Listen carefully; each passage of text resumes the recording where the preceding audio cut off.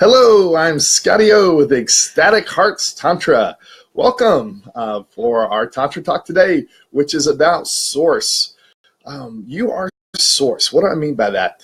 I'm not really going to be getting into the philosophical or religious types of beliefs and so forth. What I mean by that is I do believe there's something more powerful than ourselves, but that's not the topic of today. What I meant by that is that we are the source of what we create in our lives. We are responsible for our everything. And so when I talk about responsibility, some of us have this feeling of burden and this ickiness or duty and so forth. And I want to invite you to a different perspective, a perspective that responsibility gives you access to something that you didn't otherwise have access to previously. So what I mean by that is responsibility is a come from. It's kind of like the more you take responsibility for, the more you have ownership and the ability to impact it. So for instance, if you say, oh, I lost my job because of so-and-so or because such and such sucked or whatever, you're becoming a victim to it. You're giving away your power. You have no ability to change.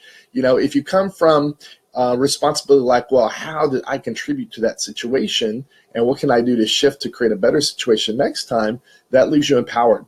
The key here is in our culture and so forth, we mix responsibility with shame and blame. And those don't have to go together. The key is not to bring blame and shame and everything along with it. So one of the things that I mean by that is if you think that you're guilty or bad and wrong and so forth, which is what a lot of people associate with responsibility, that does not serve any purpose. All it does is beat you up and makes it worse and so forth. Melanie, could you give me some water, please? So what does serve you and what supports you is to say, I'm responsible for everything in my life. You can even use this for extreme circumstances, such as, I'm responsible for people starving in Africa, or I'm responsible for, the president getting elected. It's like a lot of us like to blame and everything else. But the thing is if you do come for responsibility, it's not like it's your fault that people might be starving. But if you look at it from, I'm responsible, what can I be doing to make a difference for that? And, responsibility is kind of like a muscle that you stretch. The more you practice responsibility, the more you take on for responsibility, the more you can really impact. And so it can be, pretty profound. So the thing, too, about this is that just because you're responsible, let's say for your relationship with your significant other or not significant other, if you're responsible for the relationship, it doesn't mean you're taking away their power. It doesn't mean that you're controlling them. It just means that you are being 100% responsible for what the relationship looks like, what you want to create in it, and they are too. One of the things that really makes a difference here is that life, has things that happen, and it usually has challenges and so forth. The key is that our interpretation of the reality around us is totally under our control. So we always have control over our interpretation. Thank you. So what do I mean by that?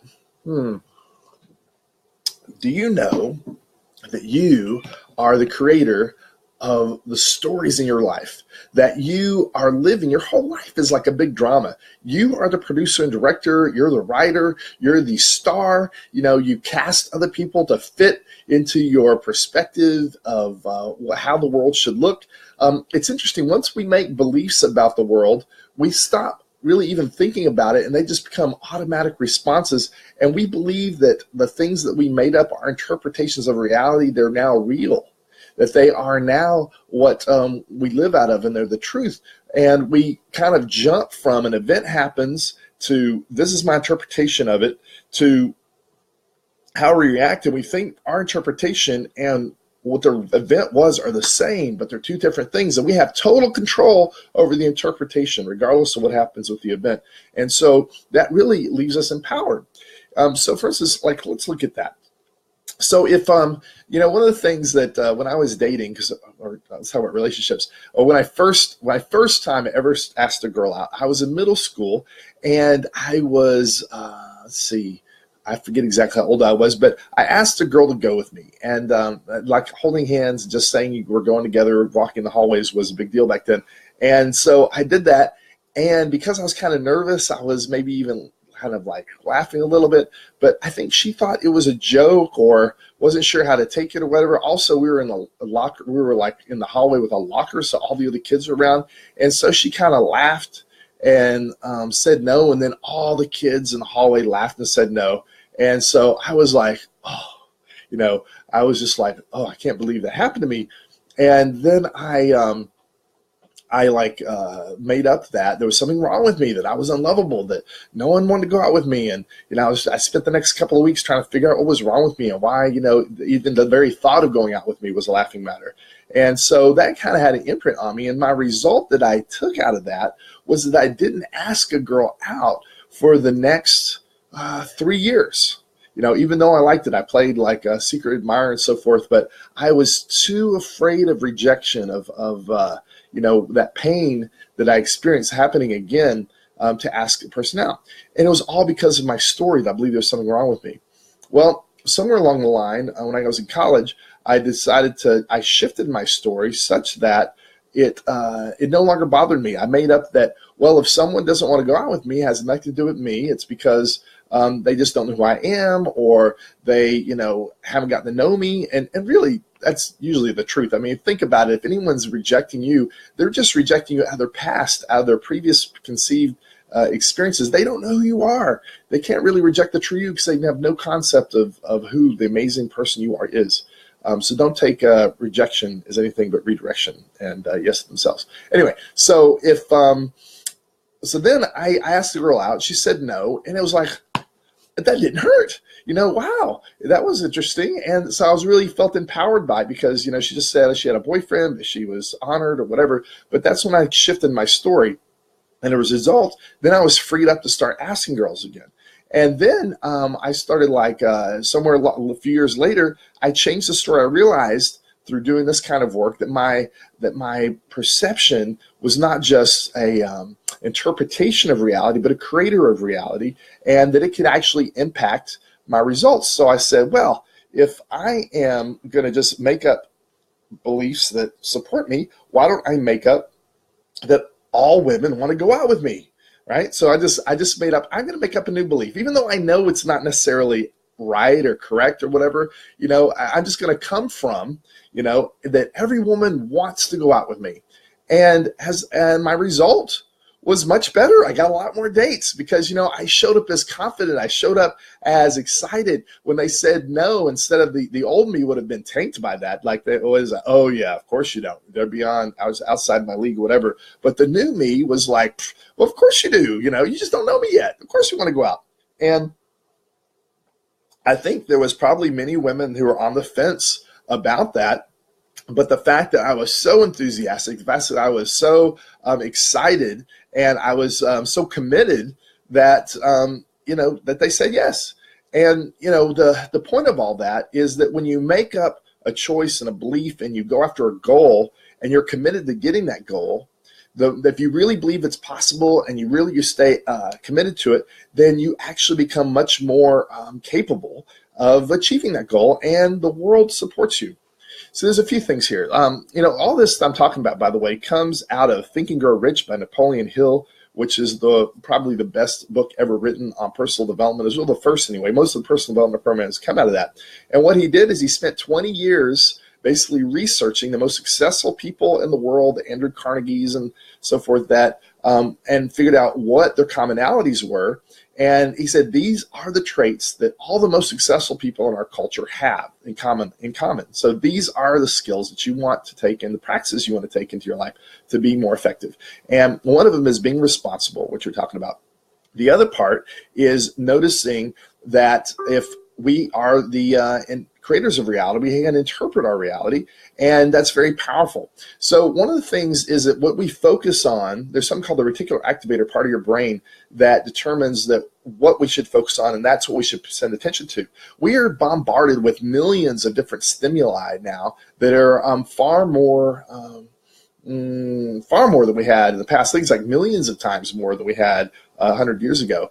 And our brain can't possibly keep up with it. So it basically focuses on, looks at the things that we put attention to, and everything else, it doesn't exist. So it's just like, you can be looking for your keys or something, and if you're just looking and getting ready for the house, you might pass over them like 5 or 6 times. You only see them there until you go, okay, where are my keys? And then boom, they'll show up right where they always were. Or you'll notice, like if you buy a new car or something, and it's like a blue bug or something, then all of a sudden you'll see them all over the place where you didn't notice them before, just because that reticular activator part of your brain is noticed. I mean, I did that with dating. It's like I was sometimes so caught up in my own world, I was a workaholic and so forth, that I didn't even notice dating opportunities that were around me, even like in the supermarket or standing in line for the video stores and so forth. So I actually started like making a little game and say, okay, I've got to ask out 3 women every day. And so first I got to notice, where are the women, where are the opportunities to date. And just by practicing that, I started training my brain to notice all the great opportunities that were around me. So that's part of it. But also there was a movie came out called The Secret, which has kind of highlighted this, is that in addition to having a goal, if you fuel it with emotions, if you can visualize it in your mind, you're much more likely to get it. It's kind of like the goal gives your focus, and then your energy is in your emotions and your feelings is the fuel that gets you there. And, that's what makes Tantra so powerful, because Tantra taps into the most powerful energy there is, which is our sexual power, which is, the creative force of the universe. So when we tap into our sexual energy and then use that to focus on things that we want, in addition to our emotions and feelings and all that, then it really makes it juicy, and it really attracts things from the universe. There's been lots of studies that actually have proven that humans are psychic. There's metaphysicals, that just the question is to what degree. There are lots of metaphysics now. Science is coming up and proving a lot of what Eastern philosophies have known for a while. That our brain waves can affect water molecules. That that when we're studying an atom, that when we focus on it, actually changes what happens with that atom. It's like basically our brains are not just interpreters of reality, they're creators of reality. That what we focus on actually manifests in the universe and becomes real, which is really pretty extraordinary and profound. And the question is, how much of it is. What I do know is that the clearer you are on your goals, the more excited you get, the more time you spend visualizing as if it actually happened, the more likely it is going to happen. And so if you want something, that's my suggestion of creating it. So, how can we use this in practical life? So another thing to do is, if you're finding your significant other, your true love, the one person that you really want to have, or you're in a relationship that you want to create into this magical amazingness that, isn't quite yet fitting your ideal. One of the things I suggest is write it down.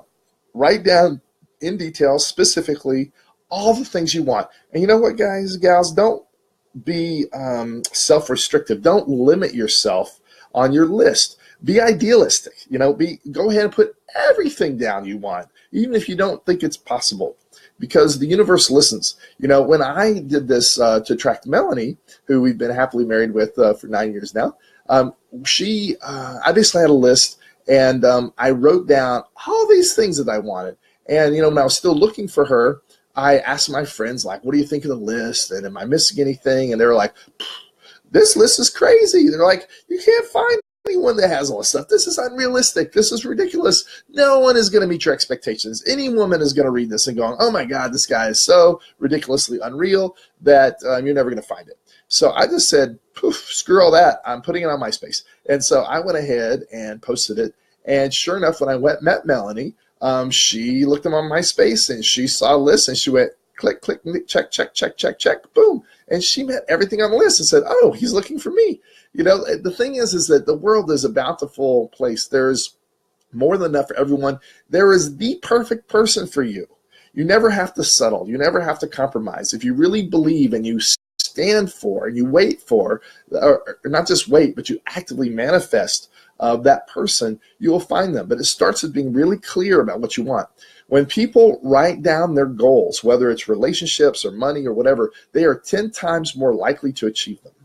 10 times. So, one of the things that's in the Think and Grow Rich and all the successful people say is have a plan. Write down your goal. Write down specifically what you want, and then to really enhance it, look at it at the beginning of the day and at the end of the night before you go to sleep and first thing when you wake up. And I would say to even add more juice and fuel to that, put it into your Gaia sets. Our Gaia sets, which is our practice for Tantra, is gratitude, acceptance, intention, activating your body, stilling the mind, energizing your body, transmuting it, and then sending it out. And a big part of that is intention. After gratitude and acceptance, create an intention. And so this intention could be something that you want to do at practice, but it could be something you want to do that day. It could be something you want to do for the whole year. You could do nothing but the same intention every day for a year with your Gaia sets. And if you do that, I am pretty certain that you will create whatever it is that you want. So, it's really a powerful process. So the other thing I want to say about that is that, we're in charge of our interpretations. And I just want to highlight this again, is that, and here's the other thing that's interesting about that, is that 80% of the time, that this, basically scientists did a study, and they said, since most of us are interpreting our reality, how often are we really correct?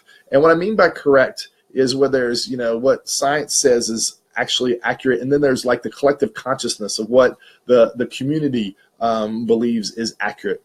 And just on that level, if someone does something, for instance, like let's say someone goes, huh, like that, people will go, well, what is that about, And like one person might say, oh, he must be angry, I'm going to avoid him. Another person would go, he must have gas, I'm going to give him a cheeseburger or an Alka-Seltzer.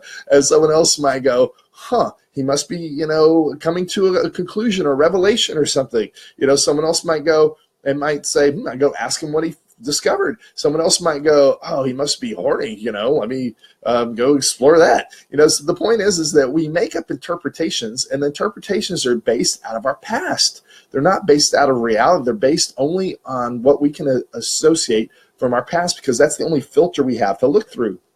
So what happens is if we can notice that, and we can shift that perception, we can make change. But here's the interesting thing. When they did studies on this, they said, okay, the scientists said, how accurate is someone? Like when they went back in and checked that person, so why did you grunt? And he just said, oh, it's just because I was trying to get my, girlfriend's attention or something. It was like none of the people were accurate. And it was like they said that 80% of the time, people who make up interpretations about that reality are false. They don't think it's real. 80% for the average person. Now, if you practice Tantra and you're more enlightened or more evolved and so forth, maybe your percentage is a little higher. But the fact of the matter is that very rarely are most of us accurate. Now, what do we make up about that? So a couple things. One is recognizing that most of the time we're living out of incorrect interpretations. Maybe we might be a little off. Maybe we're a lot off. But like when I look at, and I'm counseling people in their relationships and so forth, the majority of the time it's just that the people have two different perceptions of what's going on, and they both think they're right. And when people think they're right, they get rigid. Here's a little tip for you too. You can be right or you can be loving. If you're right, you're making the other person wrong, and you are cutting off connection and love, and it doesn't serve much of a purpose. We think that being right is this huge, a value to achieve. I mean, we will die to be right. We'll kill to be right. As a society, culture, it's like, but there's no real value in it. It's like, yeah, we can pat our ego on the back and so forth. But the truth is that if you're wrong, if you allow yourself to not be right all the time, and you allow the other person that maybe they have something to share, maybe they have a new perspective, you are more open to shifting and change and growing. You can't grow if you think you're right. If you think you're wrong, then you're open to growth. So I look, and it helps the other person feel loved and appreciated. It's like, if they get to be right, you let other people be right, and you be loving. It's like I try to strive to be wrong about something every day, as a side note. Anyway, so one of the things is to notice that so don't make yourself all beat up and wrong and like start blaming me because I'm telling you your interpretations might not be accurate because there's no cheese down that hole, as I say. So if you are coming from responsibility, you can notice that well, what if my interpretations are wrong? One of the things you can do is you can go and check with that person and check in with your assumptions. So for instance, if you're upset with your significant other about something and you have an interpretation or angry with you or whatever, you go check in with them and say, hey, are you angry with me? And if so, what's that about? Because I'm making up that you're angry about X, Y, and Z, but I don't really know. And I just want to see what your perception is, or what you did, or what you think I did, And that's one great thing, because a lot of times just checking in with your assumptions with people can circumvent a lot of problems. A lot of what people do that doesn't work is they go around, they start gossiping and talking to their friends and saying, oh, so and so did blah blah blah, and then it becomes this thing, and it's like my suggestion is always go directly to the source and see if you can resolve it there. Before you start talking behind people's backs and creating that just creates more stuff that's not accurate, and then you're just feeding the craziness out there. So it's amazing what clear communication can do. That solves most people's problems. So clearly communicate, and that's a whole other Tantra talk we can do about that. Then the second part is, if you recognize that your interpretations are just make believe anyway. Most of our interpretations are just our preconceived assumptions, or what we choose to make up about it. Then you might as well create assumptions that serve you. If it's all make believe anyway, why not make up that when I'm asking girls out that they want to go out with me, regardless of what the truth is, and maybe that'll create the truth. Or why not believe that the world is out to support me versus take me down? That's something that's I found has been really powerful with Tantra too. Is adopting proanoia. It's the opposite of paranoia. It's that you believe the world is out to support you. So you're looking and creating and finding evidence for that the world is a wonderful place to live, that it's there to support you, that there's, I believe there's some kind of higher power out there. There's some greater good. There's some reason or purpose that I'm here, and that it gives me juice. It gives me, excitement, joy. It makes me feel loved, appreciated. It's like I feel loved by my universe, versus it's out to get me. I think it's a wonderful place. So proanoia is a nice thing to cultivate. And again, these things are beliefs, and what you want to do if you're shifting beliefs, because it's one thing to say, oh, well, I'm going to choose this, but I really don't believe it. It's a practice like anything else. What you want to do, there's lots of different tools and so forth you can use to change beliefs, and we'll get into that. But one of the things is when you start believing something, your brain will go out and either try to disprove it, but if it can start creating evidence for it, it'll start building and growing. So your old belief, while it has less and less evidence, will get lower and lower, and your new belief will get higher and higher. So what you want to do is find evidence to support the beliefs you want, and not focus on those that aren't. And what you'll find is that over time, this will go away, and this will become your new belief. And you might see, and now I believe in proanoia. I really believe that the universe is out to support me, and that and I get evidence for that every day. It's not even a question anymore. But it used to not be that way. And this is something that Melanie's great at. She's like a princess. And that in that she believes that everything is coming to her. She just, attracts what she wants, and she deserves it, and it just manifests. And it's really kind of extraordinary to watch her create magically, things that, like, I feel that I have to work hard to create. She just poof, and they show up. And it's, so I'm like practicing my princessness. But, when I was really young, I remember I wrote a poem. I think I was in high school, and it was something along the lines of, it takes the very fires of hell to forge a true sword of might. And so I felt that if you wanted to be good, you had to produce. If my only value was based on my productivity, and it had to be hard. I had to struggle and fight, and it's me against the world, and as you can imagine, that probably wasn't a very healthy perspective. And I became like a workaholic, and I was working 100-hour weeks in corporate America, and I was doing all the things that people said that you should do to be successful. And I became miserable. There was good parts, and it was all right for a while, but I basically started working harder and harder, and I burned myself out. I got chronic fatigue syndrome, which basically I couldn't get out of bed for more than 2 hours a day for 6 months. And that was a wake-up call. Let me tell you, that was my belief system is not serving me, my self-worth is not tied into my productivity. You know, maybe following my passions and dreams is what I need to be doing versus what everyone else told me I need to do. You know, I really started taking care of my body and my, you know, my not creating stress on purpose because I thought stress was good.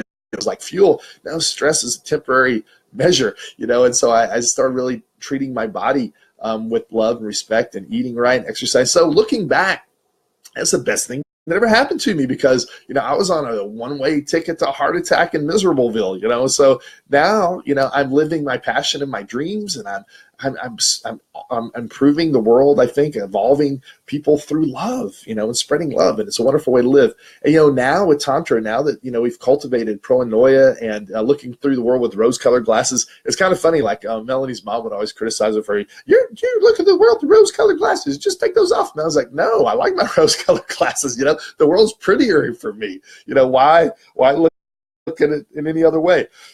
And so, you know, adapt this. Just take on that the world's out to support you and see what happens. And you might be surprised. For us today, and I think Tantra supports us too, is like we are living with serendipity. Like we just put stuff out in the universe, and if we're coming from love and acceptance and so forth, then it just manifests. And it's really a marvelous experience, you know. And so now I feel like we're living in a magical world, you know, like we put stuff out there, like we want to go on a cruise, and now we're teaching on a cruise and couples cruise in a few months. And then, you know, we put out there, hey, we want to go travel more, and we're getting invitations for people to have us come visit them in different countries now and so forth. You know, we're going to be teaching in Burning Man in a couple of weeks, and that's really exciting. And, you know, and so now we're like traveling the world and just spreading love and so forth. And it was a process, you know. Finding Melanie, the love of my life, was a process. It was a very logical, for me anyway. For her, I just manifested. But for me, I had to first of all focus on what I wanted. You know, spend some time putting energy into it, meditating on it. You know, the beautiful thing about Tantra is it's dynamic meditation. So, you know, sure, it has the parts where you can be silent. It has parts where, you know, you can make love, which are juicy, and there's parts that are like dancing and moving and it's all about activating your energy and then focusing on what you want. And you know, some people say, well, you shouldn't use Tantra to get what you want. But if you come from a loving space, if you come from a perspective of, I want the world to have everything I want for myself, then, you know, I don't think there's anything wrong with that. You know, it's like my greatest joy, I consider myself a little bit of a hedonist, because my greatest pleasure is creating pleasure in others, you know. And it's like, it's not at the expense of others. So it's like, if my greatest joy, if my purpose is to create joy and love in the world, then the happier I am, the happier other people are, and it's a win-win. So wow, I'm just rambling all over the place. So back to source. The key parts are responsibility. If you want to come from responsibility, you will be more empowered, and don't attach blame and shame to it. 2 is that, you know, writing goals down, fueling them with energy, even love and sexual energy, will manifest them quicker. 3, you're responsible for your perceptions of reality. No one else is. And so you can use those perceptions, check in with your assumptions, and then make up assumptions and perceptions that support you and empower you versus knock you down. And one of the things too is there's all sorts of tools. The last thing I'll talk about is how to make that happen, because, you know, there's lots of meditations, there's activities, there's a slew of things that we do to help you change and shift your stories. One of the most powerful things we do is sexual empowerment. Sexual empowerment is a weekend that we're going to be doing the first weekend of November. And it's like a whole weekend where we take you through these amazing processes that we're literally going to alter. You will actually physically look sexier after the event, you know. And if, just to give you perspective, we had outside people rank or measure that, and the average sexiness, or like across the board, went up 24% in 2 days, 2.5 days. Anyway, that is happening the first week in November, and the early bird discount ends on August 15th. So just in 5 days, you can still get like the $595 price. I think it's down to $395. So it is bargain basement prices to have something that can really make a difference for your life. And the cool thing is, even if you already feel sexually empowered, you're going to learn all these amazing tools and processes and activities that you can then apply to money, to relationships, to being a better dad, being, whatever it is that you want, like manifesting anything in your life. You can use these tools to change any story that's not forwarding for you into one that's empowering for you. So anyway, this is Scotty O with Ecstatic Hearts Tantra. And if you want to learn more about Tantra, always check out ecstatichearts.com. It's been an honor to be here to chat with you for our Tantra Talk. You are the source. Bye-bye.